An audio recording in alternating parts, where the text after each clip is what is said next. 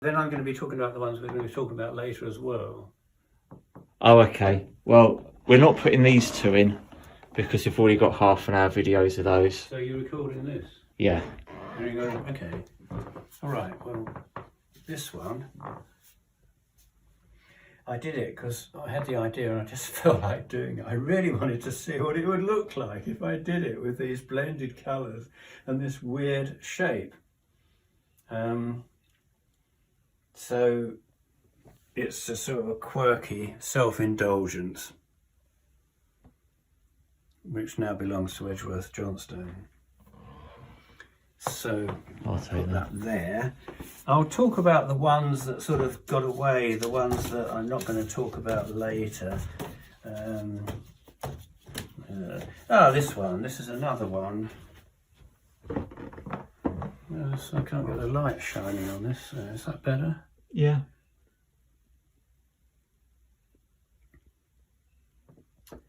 This is another one which I just felt like doing. I really wanted to do this, whatever it is, coffee pot, and use these colours. And I knew that I wasn't going to be developing this. I knew it wasn't going to lead on to other paintings like this. It was just a one-off that I, wanted to get out of my system, I suppose. It's a bit of a private thing. I wouldn't probably put it out there in public, although that's exactly what's happening to it now. That's the problem. If something exists, it's going to get looked at in some way or another. Monet destroyed quite a number of his paintings, but I'm sure there's ones which he probably would have wanted to have destroyed and didn't get round to it. And I'm sure there's a lot of stuff that artists have that when they've done it quickly end up belonging to somebody else and it's too late for them to do anything about it. I don't mind it being there, but I don't think it's of any significance. I don't think it's any particular achievement. It's almost like I wanted to do something that maybe I've seen somewhere else and I wanted to do my own version of it. Or possibly it harkens back to when I did A-level art and we did some still lives and there was a teapot like this, similar brown. So let's get rid of this and let's see some other failures. Oh, here's another one. There we go. And I'll try and do that a bit more still. Let's get some light on it. That's actually based on a toy cat.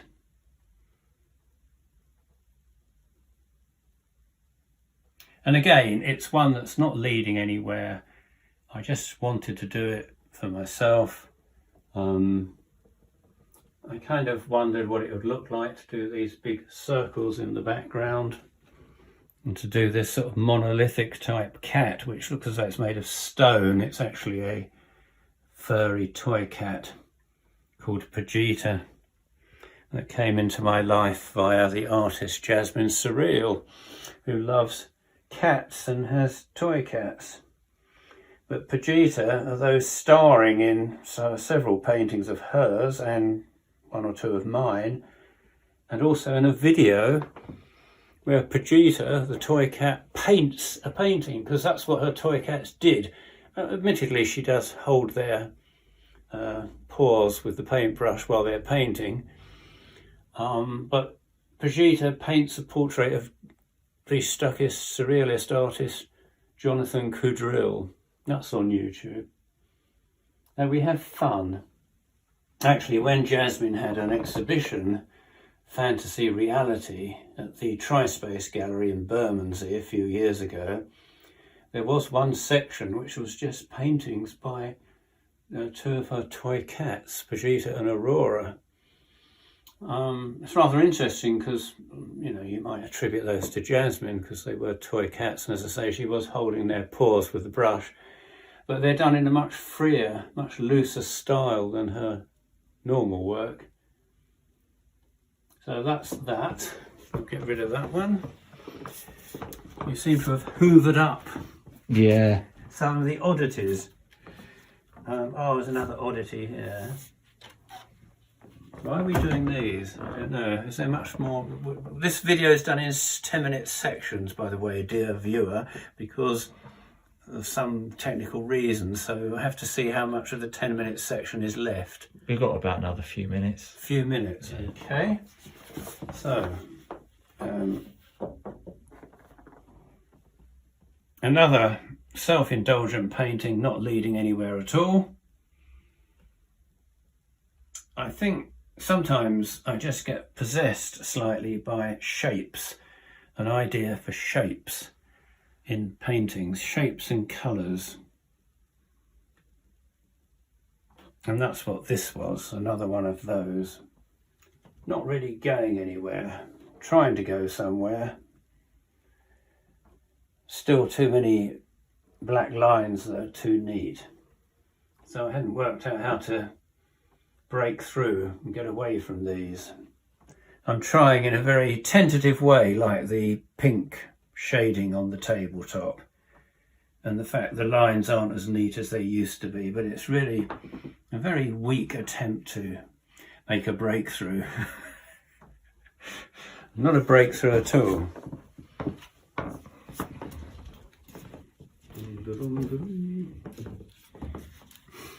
I suppose we might as well do this one.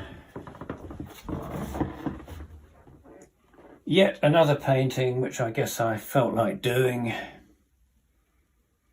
Rather reminds me of the art critic and editor David Lee. Wasn't meant to be him, but it kind of reminds me, it looks like him. He edits the Jackdaw magazine, which is the art world equivalent of Private Eye. So he's not very popular because he doesn't toe the party line.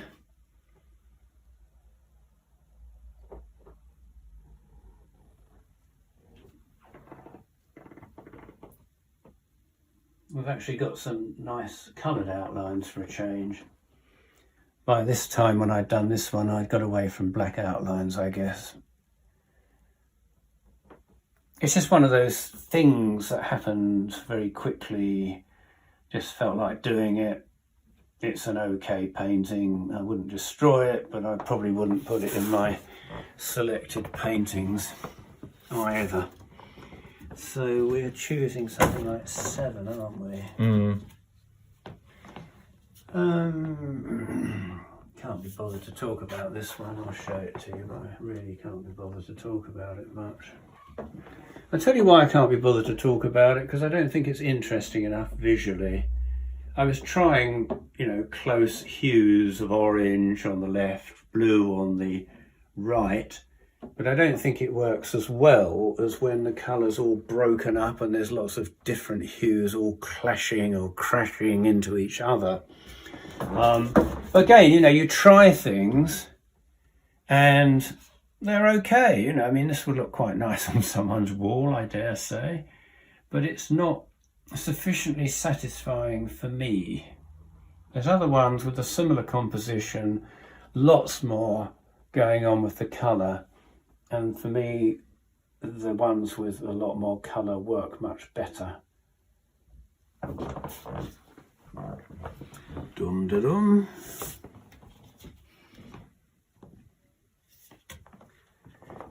Now, how are we doing for time? I'll stop, hang on. Now it's starting. Okay, what the hell is this? What is this? I mean, okay, so you see, technically what we've got a lot of agitation, which I like. There's a lot of dynamism in this, achieved mainly through mixing in white with the colours in each area, which is where I think its limitation is. And I quite like it, but it's not quite good enough, really. I think there should be more colour. That would make it more interesting if there was more colour.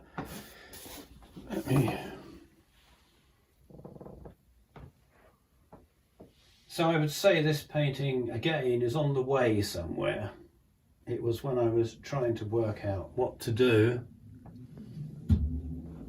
And this was one thing which gave me some hints So you see, all these paintings are from what I would call my explorative and breakthrough period of a couple of months when I was transforming my style of painting.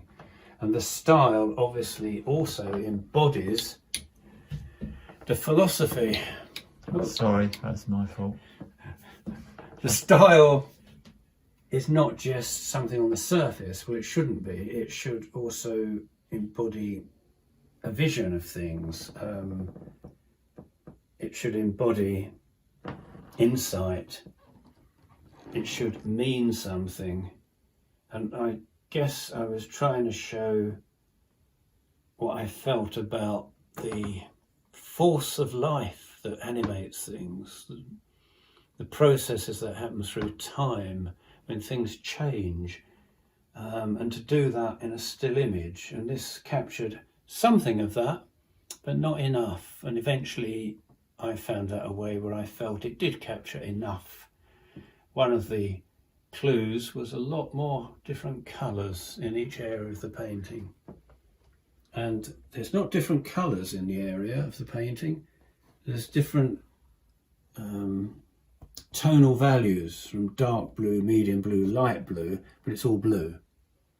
And I progressed in due course to not just having blue in the cat here, but having red, having purple, having yellow, having green, and all piled in a controlled, of course, way where you've got this balance between form and force. We're trying to whittle this down to 7, aren't we, to actually put in the show. Okay. So these are all the rejects. These are one where I was exploring things and didn't feel I'd quite reached the resolution that I wanted to. And I would say here again, the background's got it reasonably, but the colours on the figure, I think, are too simple. Why are they in plant pots? Well, you may well ask that question, and I may well say I'm not really quite sure. But they are. Perhaps they're rooted to the ground. I quite like the background, you know, that's getting there. Getting there. Reject. Reject. It's not really rejected, it's just Not for today. Not totally accepted. I mean, if it was really rejected, I'd have destroyed it by now. Oh dear.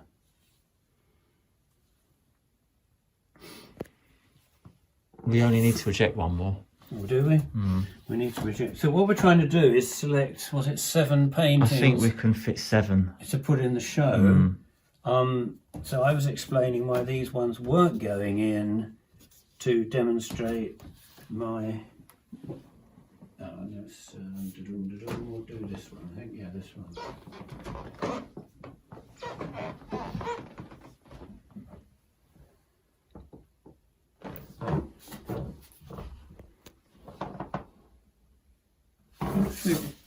Oh, got more light here. More light, and the toilet and the bath. We should have done it in here. I meant to say something about this, hadn't I? Well, the background's kind of getting a bit more interesting. The foreground's getting a bit more interesting. It's okay. What's this meant to be, a flower? It's not a very good flower, really, is it? Oh, sorry, it looks more like some kind of club or something a medieval soldier might have. What I haven't talked about so far is the symbolism, because obviously these figures placed in juxtaposition are meant to be evocative symbols. Symbols, by definition, they're different to signs. I mean, a sign is something you find on a metal plate by the road, and a sign tells you something quite clearly in a visual language, so it's just no entry, or animals crossing the road or something like that. Whereas a symbol is evocative of wider meanings. And for example, I suppose you could say the Union Jack is a symbol for this country, but it evokes a lot of different associations. So these are meant to be symbols, and they're things that the viewer is meant to interpret or have a feeling. They're meant to resonate in some way. Are you viewing through the mirror? I think that's the only way I can get a perspective on you. On me? Mm. Am I coming into this as well? A little bit. I mean, mainly the painting, but... Yeah. So, what the symbolism is, I don't know, because it was something that was intuitive. It wasn't planned out. I wasn't doing the castle because I was thinking, oh, this represents something like defensiveness or stability or security, or even that it represents a face, that, you know, buildings are like faces. There was nothing, I wasn't thinking that, I was just feeling it. I was just feeling that these things should be there. But it wasn't the most successful example of doing it.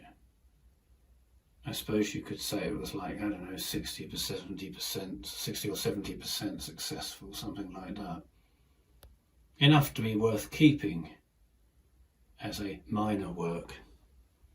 There we go, that's whittled it down, and the next video will be the ones that we saved having whittled. Mm-hmm.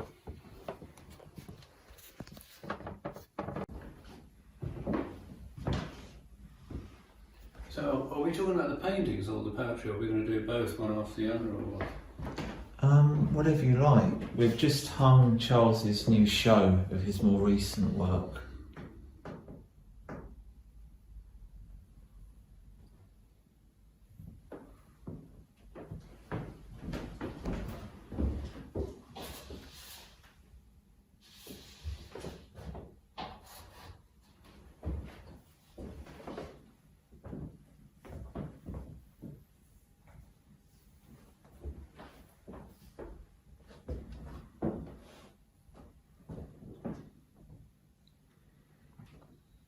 So what would you like to talk about? Yeah, well, when we say more recent, we're actually going back 10 years to 2013, but it is, one could say, my more recent style, because before that there were black lines and flat colours on the canvas, and now with this selection there are no black lines. I don't think. No black lines at all, and there's no flat areas of colour either.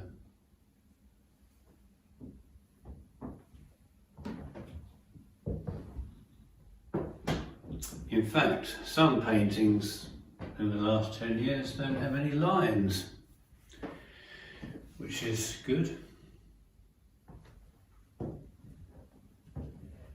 But I found with these paintings I was able to have the freedom of expression which I'd really wanted for about 20 years before that. Well, 13, 14 years before that. I mean, this is a rather good example of that freedom, and probably not the best painting, but a good example of the freedom, where I was able to have an idea and to manifest it very directly, very quickly, and with a lot of variety in the painting. So if you just take this small area here, you've got, like, if you cut that out and blew it up, you'd have an abstract, American abstract expressionist painting. If you look at the outlines of the figures in some of these, you might think it's like pop art, which tended to have outlines in a lot of the work. So there's abstract elements. There's obviously, it's a figurative painting, a lot of abstract elements. There's elements of pop art in it. There's elements of Expressionism. And I'm very fond of Die Brücke, the German expressionist group that was founded, was in 1905, around about then, in people like Ernst Ludwig Kirchner. It was one of my favourites. So I've decided that it needs a sort of portmanteau term, a composite term to sum up. And I describe my work as pop, figurative, abstract expressionism. And I think that's something that applies to a lot of Stuckist art. That what people are doing is synthesizing elements of modernism into their own style. That's my version. I won't go into talking about other people's, but I think that's something that could be done, because we're in a position where we can look back over modernism, assess it and decide what to do with it. Well, postmodernism has done that, but their conclusion was rather cynical in saying that you can't believe in anything because it's all becomes outmoded by the next thing that comes along, the next movement that comes along, which displaces the movement before. So the values that the modernists had, which were a search for truth, integrity and the value of art for humanity, was basically banished in favour of, well, we've got to find some values, something to aim for, so the values became commercialism, celebrity, irony, playing games. Then remodernism came along, which was a term I invented actually, but Billy Childish endorsed because I invented it. I thought it was great, and then I thought it's rubbish, and he said no, it's great. So that gives you an example of some of our interaction, of how we bounced off each other when we were, for example, writing the manifestos, one of them being remodernism. And the aim of that was to say that we should restore values to art and society and culture, spiritual values, principles, not sort of sneer at things and not think that money was the only thing that mattered. I'm sort of going off at a bit of a tangent here, but it's important to understand the context I'm working in, the things I believe in, why I'm doing what I'm doing, and why I've come up with this term of pop figurative abstract expressionism. I'm looking at the things I like. I like a lot of abstract expressionist work in terms of its brushwork, but what I don't like is the fact that it's lopsided, it's partial. It's just the abstract, which Kandinsky defined as a spiritual. And he's right, the abstract is spiritual, but that's its problem. He saw it as being its worth, but I see it as its problem, because a spiritual divorced from the material is a very unhealthy thing. People can go a bit balmy, or even completely balmy, and be locked up if they try to leave the world and just become spiritual and get into their heads. So you need to earth things. I didn't realise until after I'd done it, but I've got a painting and the foreground is grey, then the top 2/3 is black, and I've got a little figure in the middle of all that. So it becomes quite a strong image of this person in a sort of certain amount of desolation or whatever. And after I'd done it, probably months or years later, I found a Rothko painting which was identical, more or less, without the figure in it. Well, you pays your money and you takes your choice. Do you want the pure abstract, or do you want a figure in it, which suddenly means the pure abstract becomes a foreground, a sky, a background, and to me a lot more meaning. It makes it human rather than divorced from humanity.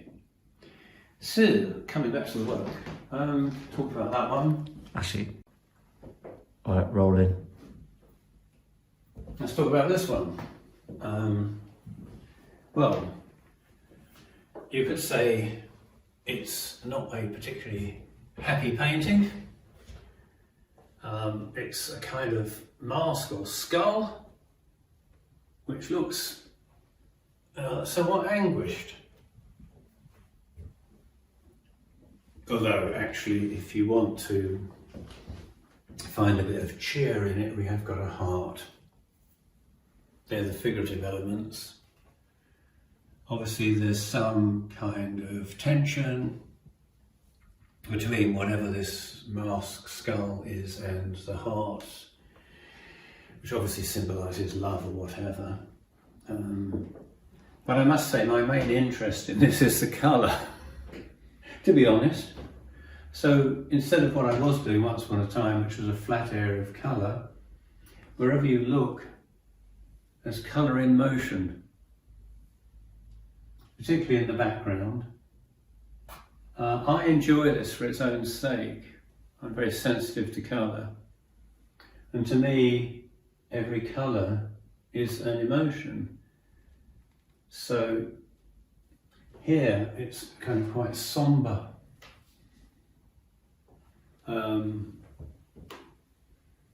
Here it's a bit shrill.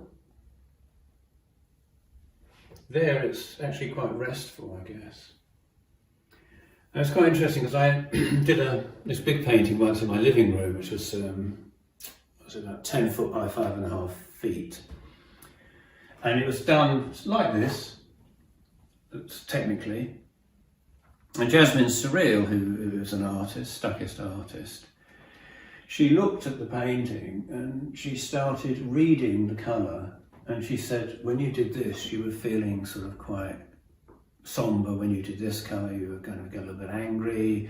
This colour, you were kind of feeling more peaceful, and then this colour, and so on. She was reading the colours and the shapes in terms of emotion, and she was right.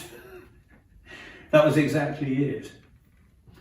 So this is like a film rather than a painting. It's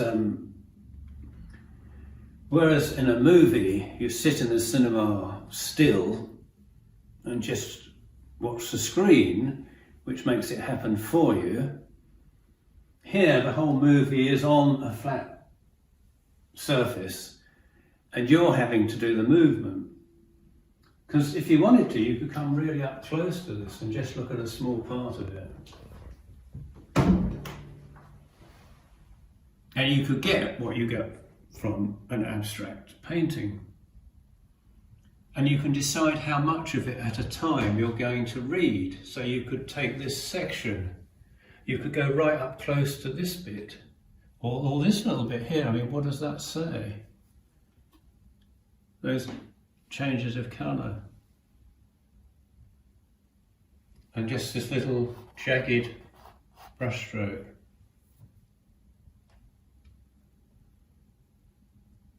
Which is a very small statement in the whole picture, but to me it's definitely something a bit jagged, intrusive. Whereas you might look, and again here it's rough and agitated. And here it's just like strokes going doom, doom, doom. So I'm going to contrast that, which is an agitated, anguished painting, with one that's the complete opposite, which is this one.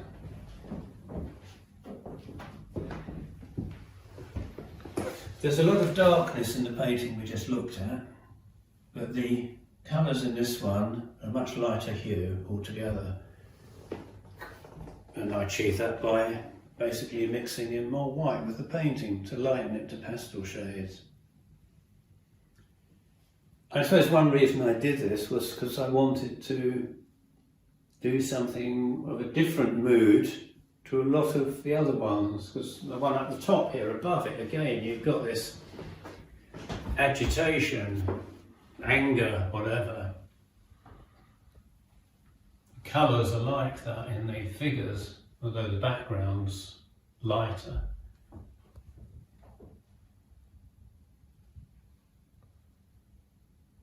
One of the things I kind of quite like doing is putting colours together I don't think you should have together, you wouldn't normally find together. So the pastels in the background and this kind of light brown, purple are not usually put with each other.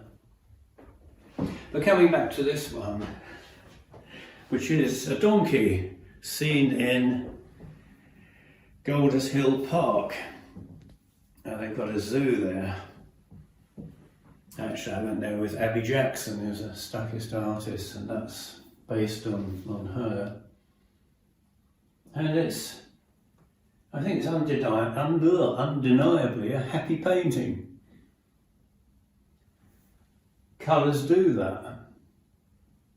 They affect mood, and they express mood. I suppose the darkest bit in this painting is just here, which is like a shadow, which gives a bit of contrast to the rest of it.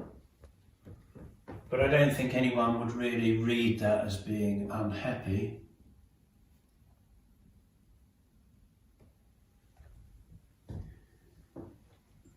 I see this as a happy, magical painting, which is partly achieved through the drawing, because obviously the figure, the head, appears quite large in comparison with the donkey.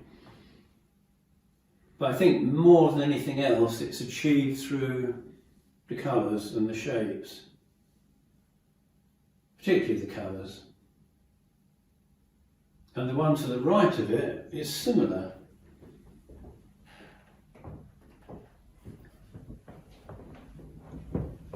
It's similarly happy.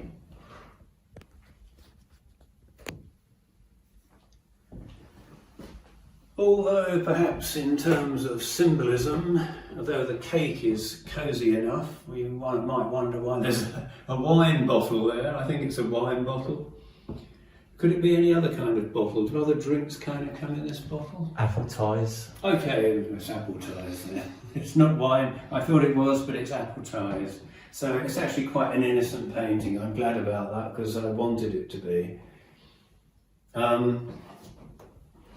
It's a kind of toy liberation painting. Because one of the things I've been thinking about is values that are attributed to items as far as art is concerned and as far as society and life is concerned. And one thing I read quite a long time ago was a gallery in Shoreditch. I can't remember, it's the one that promoted Stella Vine. Do you remember what it was called? Where Saatchi bought Stella's painting of Princess Diana. No. So the gallery where Charles Saatchi bought Stella Vine's painting of Princess Diana, which will become very notorious, was Kathy Lomax's Transition Gallery. And one of the things that was posted by the gallery concerned, well, I suppose what you might call girly things, and that's sort of a bit of a trivialisation, but I think they use the word. So certain things that are more associated, or were, or have been, with women, like the colour pink, for example. Dresses, probably toys, they're kind of devalued, whereas things associated with men, like football, although women have entered the arena, but at the time less so, these are given status, these are considered to be strong things, worthwhile things, and likewise emotionally, cynicism in art, it gets put on a pedestal, whereas sentiment is sneered at. Well, one of the things that Jasmine Surreal introduced into my life, we had a relationship for a time, was her love of toys. And I hadn't really had anything to do with toys, apart from military toys, of course, because that's okay, but fluffy toys. I don't know when I last had anything to do with them. Probably childhood when I had a toy teddy bear. And I kind of realised that these could be very potent things, toys. If you relate to them, they'd be quite magical because they evoke a different world, a different psychological state. And I like to explore in my work things that are there, whether you should explore them or not, whether they're normally subjects to do or not subjects to do. If they're there, I think we should look at them and examine them and see what they are about. And one of those things that came into my life was toys. So here we have a teddy bear.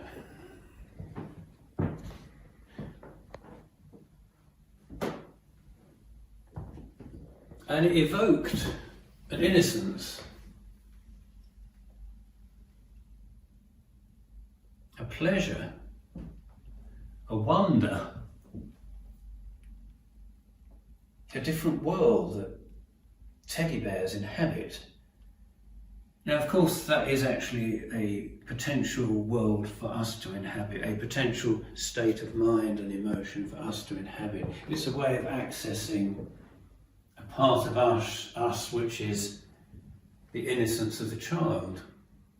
I think that's a very worthwhile part to access and inhabit. Not all the time, obviously, because it's not something that will necessarily help you to drive a car or earn your living as a sales rep or a managing director. But there are times in our life when that's a valuable state of mind to be in. And why not? Why shouldn't we be? You know, I think there's this onus on quite often for people to be adult and grown up all the time. And the irony is that the people most strongly advocating that are the ones that are actually probably unconsciously, they're repressing the child in them. You know, they can't deal with it and it will come out in an inappropriate way. And you haven't got to really explore much of the work by, for example, Carl Jung to realise the effect of denial and repression and how unhealthy it is. So I felt this was a healthy, liberating thing for me. And you can see it in other paintings with, for example, the cat and the rabbit here.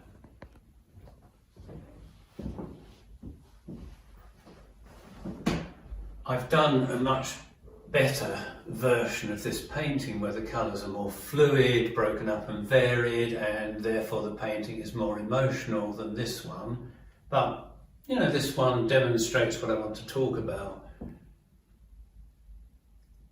And I guess here there is something of the interaction between the innocence of childhood, or for that matter the animal world, such as a cat, the innocence and the knowledge of the adult world, which is the centre mask,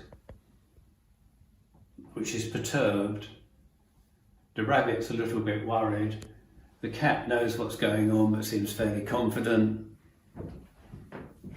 That's what I make of it. Whoops, nearly tripping over. Sorry, I'm ruining your equipment.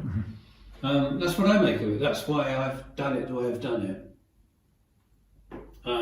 If other people find that evokes something for them, then they'll value the painting. If it doesn't, they won't bother with it. Do we look at anything else while we're here? Oh, there's another innocent, happy painting. You seem to have a good proportion of happy paintings. Hey, that's really happy. Okay, the guy on the left looks a bit dumb. That's probably me. I think that's Abby Jackson again from our tour over Golders Hill Park.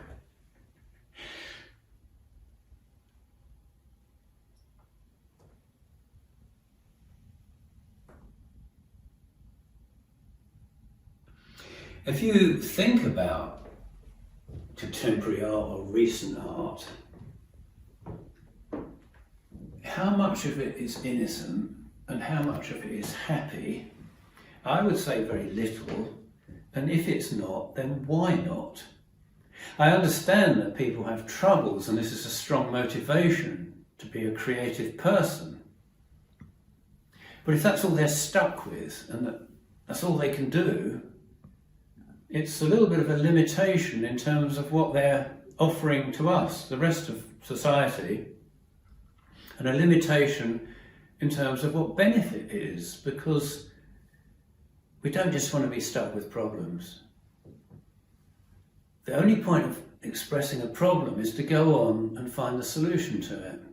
And a fantastic example of that is Joe Machine, the Stuckist artist, whose work started off by drawing on his childhood background, which was one of being exposed to hardcore pornography. I mean, as a viewer, not as a participant, I hasten to add. And witnessing really vicious, horrible fights in a nearby pub where sailors would, with a cutthroat razor, slash someone's ear off, slash their cheek open, someone falls screaming to the ground, blood pumping out. And that was what he saw when he was like 8 or 9. And that haunted him ever since. So his early work had a black background, showed a lot of violence between sailors, showed explicit sex where people were compelled into it, like a sailor and a prostitute. They obviously weren't happy, they were anguished. That's the problem. His work and his life have evolved through therapy, through meditation, through spiritual practices. He has evolved through that, out of that, into a spiritual space. And more recent work has been drawing on Old Testament stories. Joe Machine's recent work has been drawing on, as well, Alice in Wonderland, has been drawing on his own depiction of saints, of Britannic myths. It's opened up an amazing vista from this early, cramped, obsessive, dark period of his life. So the point I'm making is, if you're going to get anywhere, that's what you've got to do. You've got to not just give us a problem and keep on repeating the problem ad nauseam. You've got to evolve if you're going to be more than an okay artist. If you're going to be a great artist, you've got to evolve.